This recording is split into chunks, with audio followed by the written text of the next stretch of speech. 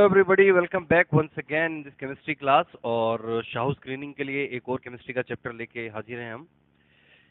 तो फिलहाल हम पढ़ने वाले हैं एक और नया चैप्टर। हम पढ़ते हैं यहाँ पर chemical change and chemical bond. इससे भी क्वेश्चन आ जाते हैं, तो इसके बारे में भी आइडिया होना चाहिए। Chemical change and chemical bond, ठीक है।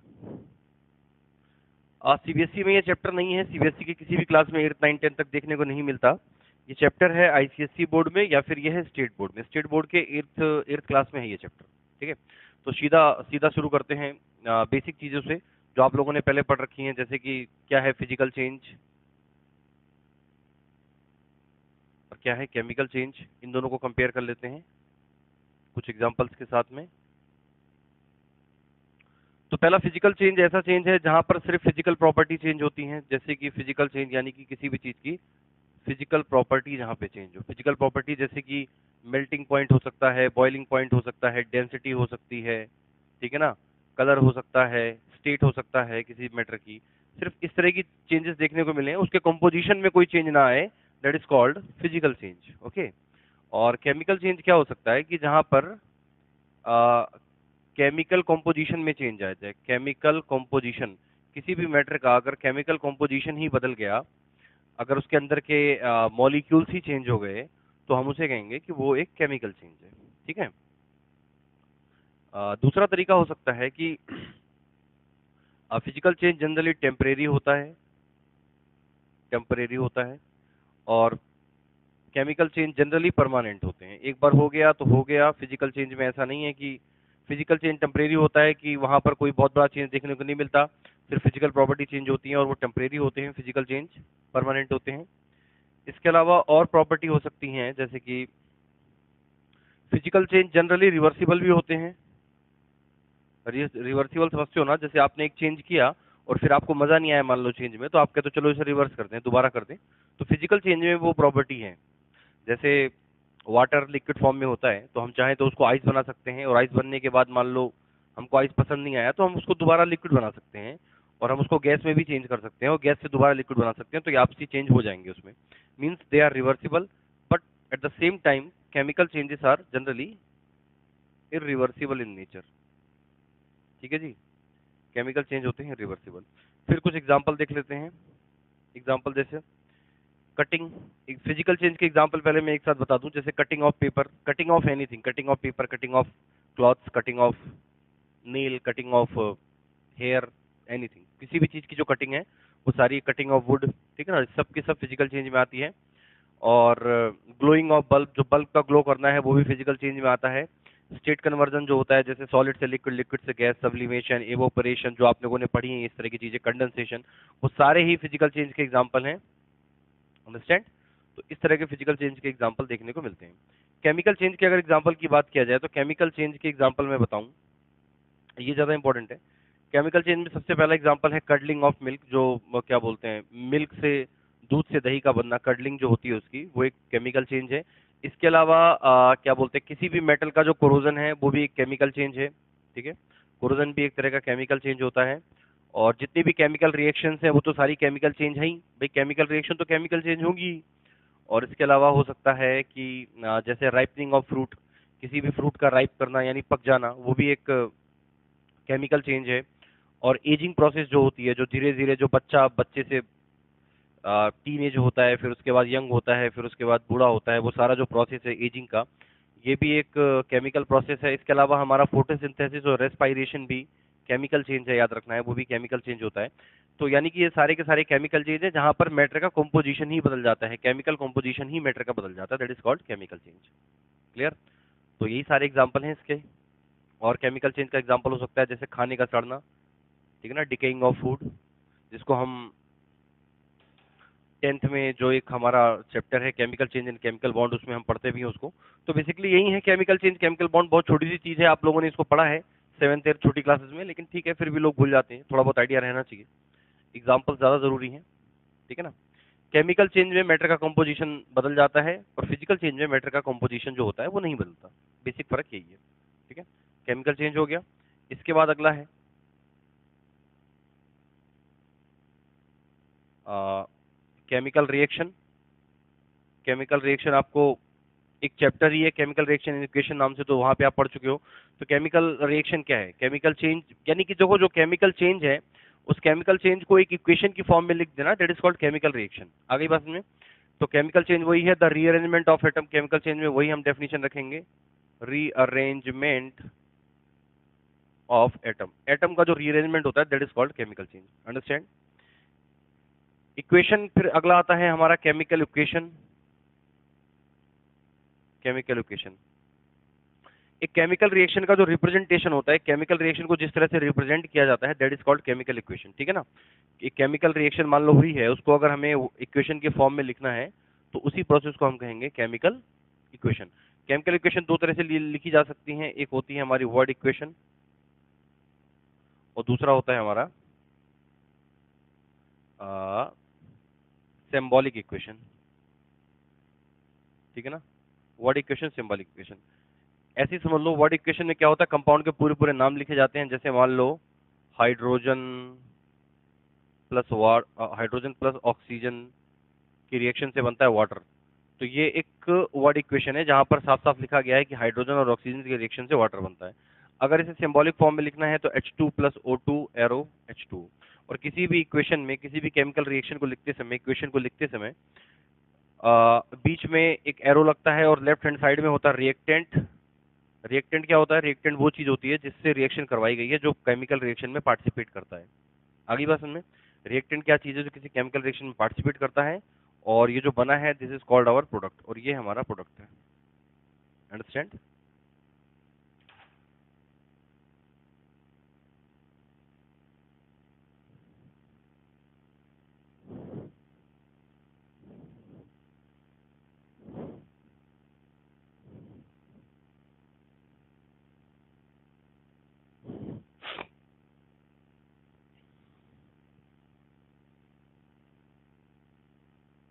ठीक है, तो ये हो गया केमिकल इक्वेशन की बात। अगला हमारा सीधा है यहाँ पर, अब हम पढ़ेंगे। देखो इसके बाद इसमें इस चैप्टर में कुछ डेली लाइफ में यूज होने वाली केमिकल रिएक्शन के बारे में बताया गया है, जैसे कि रेस्पिरेशन के बारे में बताया गया है, फोटोसिंथेसिस के बारे में बताया गया है। तो आई होप आप लोगों को रेस्पिरेशन और फोटोसिंथेसिस रिएक्शन तो लिखना आता ही होगा। ठीक है ना? जो रेस्पिरेशन होती है वो एक एक्सोथर्मिक प्रोसेस है जहाँ पे हीट रिलीज होती है, और फोटोसिंथेसिस सनलाइट की जरूरत पड़ती है, तो यानी कि वो एक एंडोथर्मिक प्रोसेस है। तो ये भी हमें पता होना चाहिए कि कौन सी रिएक्शन एक्सोथर्मिक है, कौन सी एक्सोथर्मिक है। जनरली हमें पता होना चाहिए, याद होना चाहिए ये बात कि कौन सी रिएक्शन कैसी है। अदरवाइज इक्वेशन को देखकर वहाँ हीट से भी समझा जा सकता है। अगर प्रोडक्ट साइड में प्लस हीट लिखा हुआ है, मान लो जो प्रोडक्ट है प्रोडक्ट साइड में प्लस हीट लिखा है, तो मतलब ये एक्सोथर्मिक है। और अगर रिएक्टेंट साइड में अगर प्लस हीट लिखा हुआ है लेफ्ट हैंड साइड में, तो मतलब ये एंडोथर्मिक है। ठीक है ना? प्रोडक्ट साइड में हीट लिखे होने का मतलब ये है कि रिएक्शन में हीट रिलीज हुई है, और रिएक्टेंट साइड में हीट लिखे होने का मतलब ये है कि रिएक्शन को प्रोसीड करवाने के लिए हमको इसको हीट देना पड़ा, यानी हमें इसे गर्म करना पड़ा। अंडरस्टैंड?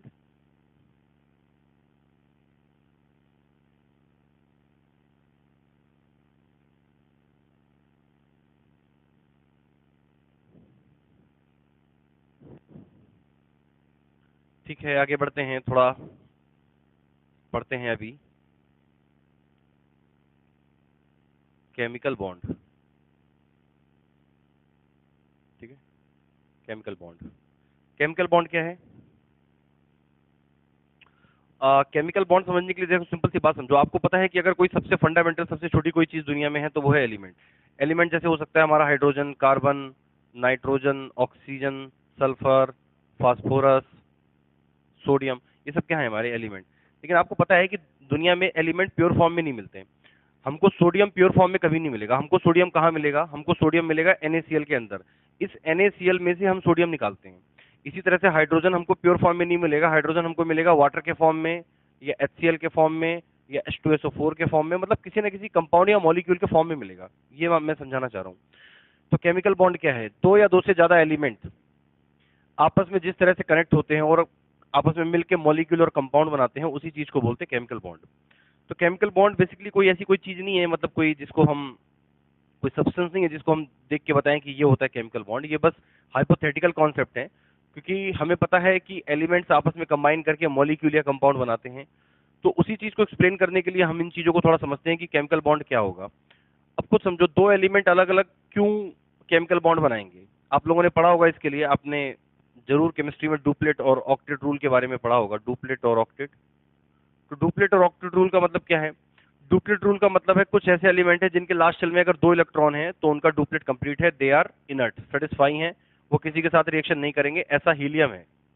हीलियम एक ऐसा एलिमेंट है जो इनर्ट है, जिसमें कोई रिएक्शन देखने को नहीं मिलती, क्योंकि हीलियम के लास्ट शेल में 2 इलेक्ट्रॉन है और हीलियम डुप्लेट रूल को ही फॉलो करता है। तो शुरू के 4 ही ऐसे एलिमेंट है जो डुप्लेट फॉलो करते हैं, हाइड्रोजन, हीलियम, लिथियम, बेरिलियम। बाकी सारे एलिमेंट कहीं ना कहीं अब ऑक्टेट रूल को फॉलो करेंगे। ऑक्टेट रूल का मतलब है जिनके लास्ट शेल यानी कि वैलेंस शेल में 8 इलेक्ट्रॉन है, तो वो भी इनर्ट है, वो भी अपने आप में स्टेबल है। अब इसके एग्जांपल हो सकता है नियॉन, आर्गॉन, क्रिप्टॉन, जिनॉन और रेडॉन। ये 5 एलिमेंट ऐसे हैं जो ऑक्टेट रूल को फॉलो करते हैं। इनके लास्ट शेल में 8 इलेक्ट्रॉन है, इसीलिए ये केमिकली इनर्ट है, किसी से रिएक्शन नहीं करते। आगे बात में, तो अगला सवाल ये है केमिकल बॉन्ड क्या है? Chemical bond is a force of attraction, एक तरह का फोर्स ऑफ अट्रैक्शन है बिटवीन 2 या मोर देन 2 एलिमेंट, जो 2 या 2 से ज्यादा एलिमेंट के बीच में होता है और उनको आपस में मॉलिक्यूल बनाने में हेल्प करता है। कहने का मतलब ये है, एक मॉलिक्यूल है, जैसे एग्जांपल समझो वाटर। अब आपको पता है वाटर एक मॉलिक्यूल है जो बना है ऑक्सीजन और हाइड्रोजन से मिलके।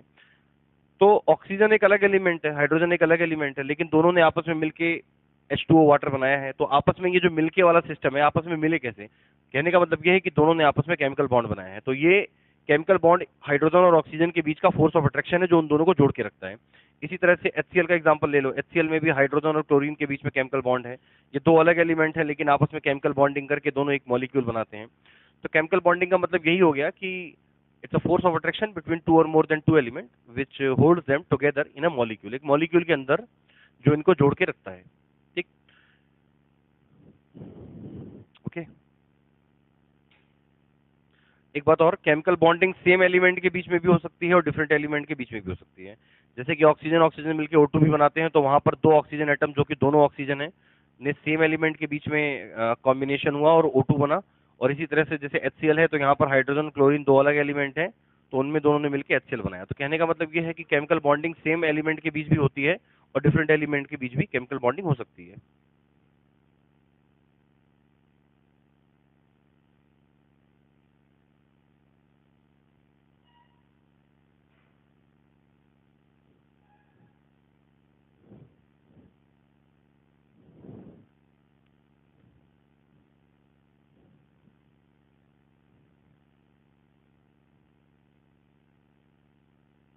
तो केमिकल बॉन्ड्स में आया। इसके बाद हमारा होता है types of chemical bond. Types of chemical bond, तो जनरली केमिकल बॉन्ड 3 तरह के होते हैं, लेकिन हमारे सिलेबस में 2 ही तरह के केमिकल बॉन्ड हमें देखने को मिलते हैं। तो पहला है आयनिक बॉन्ड, दूसरा है कोवलेंट बॉन्ड और तीसरा होता है हमारा कोऑर्डिनेट बॉन्ड। इसी को हम डेटिव बॉन्ड भी कहते हैं, ठीक है ना। तो ये हमारे सिलेबस में नहीं है, इससे क्वेश्चन नहीं आते कभी, और पूछा सिर्फ आयनिक और कोवलेंट बॉन्ड ही जाएगा। तो इसको भी बारी बारी से अगर थोड़ा डिस्कस कर लें तो हमारा चैप्टर लगभग समाप्ति की ओर आ जाएगा। बहुत ज्यादा कुछ नहीं है चैप्टर में, बस यही बेसिक चीजें हैं, इससे क्वेश्चन आते हैं, इसलिए इसको पढ़ना जरूरी है। तो सबसे पहला है हमारा आयनिक बॉन्ड क्या है, जरा इसको समझते हैं। आयनिक बॉन्ड का मतलब हो गया, देखो अब सबसे पहले समझो केमिकल बॉन्डिंग में, जैसे किसी भी केमिकल बॉन्डिंग हो किसके बीच रही है? एटम्स के बीच। एलिमेंट या एटम एक ही बात है। एटम के अंदर 3 फंडामेंटल पार्टिकल होते हैं, इलेक्ट्रॉन, प्रोटॉन और न्यूट्रॉन। तो इन 3 फंडामेंटल पार्टिकल में से प्रोटॉन और न्यूट्रॉन तो न्यूक्लियस के अंदर होते हैं, बाहर होता है इलेक्ट्रॉन। तो केमिकल बॉन्डिंग में सिर्फ इलेक्ट्रॉनों का रोल है, पहले एक बात समझ लो, रोल है सिर्फ इलेक्ट्रॉन का, रोल लिख दिया मैंने ऐसी। प्रोटॉन और न्यूट्रॉन का केमिकल बॉन्डिंग में कोई भी रोल नहीं होता, ठीक है, कोई भी रोल उनका नहीं है, सिर्फ इलेक्ट्रॉन्स का रोल है, पहली बात।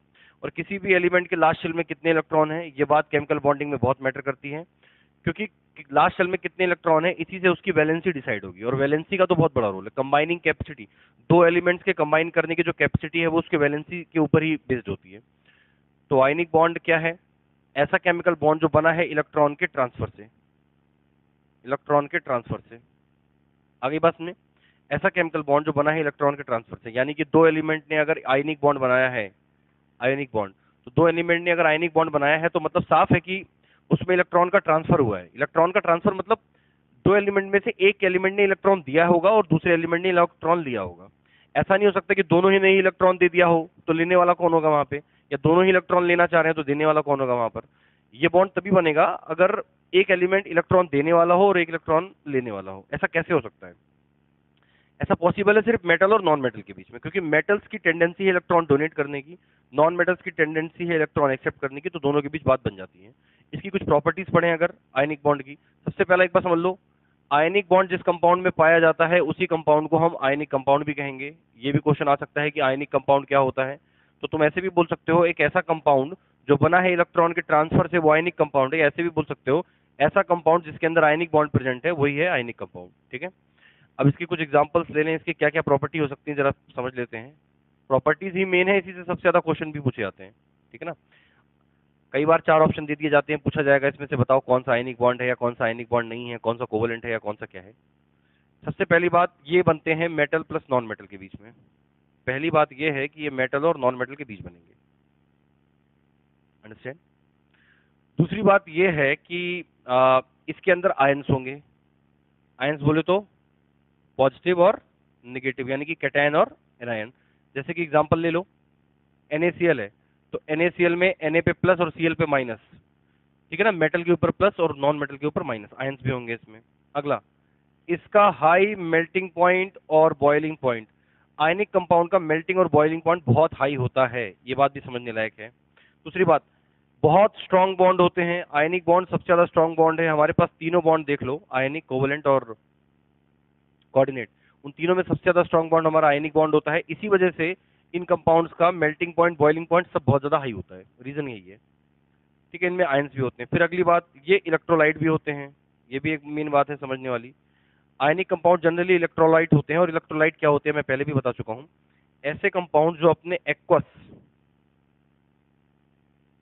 या फ्यूज्ड, फ्यूज समझते हो, फ्यूज का मतलब गर्म करके मेल्ट कर दिया उसको, एक्वस या फ्यूज स्टेट में इलेक्ट्रिसिटी कंडक्ट करें, इलेक्ट्रिसिटी कंडक्ट करें, they are called ionic bond, ionic compound या आयनिक बॉन्ड। ठीक है ना, इसके अलावा और क्या प्रॉपर्टी हो सकती है? जनरली पोलर नेचर के होते हैं, ये भी समझ लो। पोलर नेचर मतलब पोलर, नॉन पोलर, ये दो चीजें होती हैं। पोलर का मतलब होता है जिसकी चीज के ऊपर चार्ज है, ठीक है ना, जिसमें चार्ज डेवलप हो गए ऐसे कंपाउंड जिनमें चार्ज है, और नॉन पोलर का मतलब जिनमें चार्ज डेवलप नहीं है। ठीक है, तो आयनिक कंपाउंड जनरली पोलर होते हैं।